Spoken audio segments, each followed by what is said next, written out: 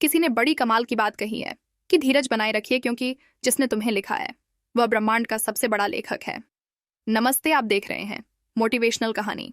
एक छोटी सी कहानी एक महिला की, जो भोजन बनाते समय दिन में भगवान का नाम जपती थी क्योंकि उन्हें पूजा का समय नहीं मिल पाता था। घर के काम में व्यस्त रहती थी, तो जब वह भोजन बनाती थी तभी भगवान का नाम लेती थी। एक दिन भोजन बना रही थी, अचानक से तेज धड़ाम की आवाज आई। बाहर जाकर देखा तो उनका 8 साल का बच्चा आंगन में गिरा पड़ा था और बेहोशी की हालत में माँ माँ पुकार रहा था। वो तो उसके पास जाकर के रोने लगी। लोगों को बुलाए, लेकिन किसे बुलाती? घर में कोई नहीं था। उस वक्त उसने बच्चे को तुरंत उठाया और पास वाले हॉस्पिटल की तरफ दौड़ने लगी, जो कि लगभग 1 किलोमीटर दूर था। 8 दिन पहले इनके पेट का ऑपरेशन हुआ था।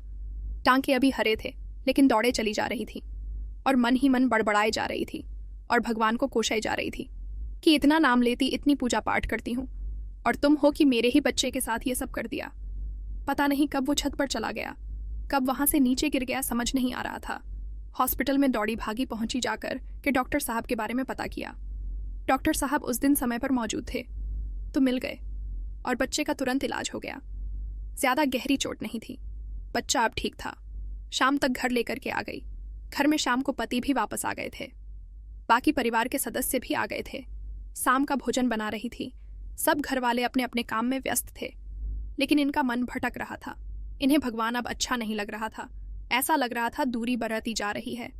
भगवान के लिए कुछ अच्छे विचार नहीं रहे कि इतनी भक्ति की और मेरे बच्चे के साथ ऐसा कर दिया। बहुत उल्टे उल्टे ख्याल आ रहे थे। तभी इनके दिमाग ने इनके सवालों का जवाब देना शुरू किया कि आंगन में बच्चा जहां गिरा वहां बड़ा सा पाइप लगा हुआ था, जो कल ही मिस्त्री ने आकर हटाया। अगर वो पाइप वहीं लगा होता और बच्चा उस पर गिर गया होता तो शायद बच्चा बच नहीं पाता। फिर इनके मन में ही विचार आया कि तुम जो स्पीड से दौड़ती चली जा रही थी वह शक्ति कहाँ से आई? तुम्हारे पेट के टांग हरे थे, ऑपरेशन अभी अभी हुआ था। तुम एक बाल्टी कपड़े उठा करके ऊपर छत तक नहीं ले जा पाती, लेकिन अपने 25 किलो के बच्चे को उठा करके पास वाले अस्पताल तक लेके चली गई, वो भी दौड़ते हुए। फिर जो सवाल था उसका जवाब मिला कि वह डॉक्टर जो 2 बजे तक ही मिलता, उसे दिन 3 बजे तक हॉस्पिटल में मौजूद था। डॉक्टर समय पर मिल गया, समय पर इलाज हो गया, बच्चा बच गया। तभी जाकर के देखती है कि पति ने टीवी पर एक प्रवचन लगा रखा है, जिसमें प्रवचन देने वाले कहते हैं कि प्रभु कहते हैं कि संकटों को तो नहीं रोक सकता, लेकिन अपने भक्तों की इतनी शक्ति दे देता हूं, इतना साहस दे देता हूं कि संकट का सामना कर पाए। जहां यह बात महिला सुनती है तो उसे सब समझ में आ जाता है कि संकट को तो नहीं रोक पाए, लेकिन मुझे इतनी शक्ति दी, इतना सामर्थ्य दिया कि मैं अपने बच्चे को बचा पाई, समय पर उसका इलाज करवा पाई।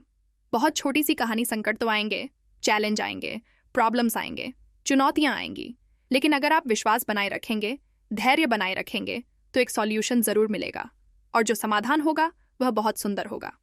इसलिए विश्वास बनाए रखिए। एक बार फिर से वही बात, ऊपर वाले के आशीर्वाद, अपनी मेहनत और अपनों के प्यार के साथ कर दिखाओ कुछ ऐसा कि दुनिया करना चाहे आपके जैसा। देखते रहिए।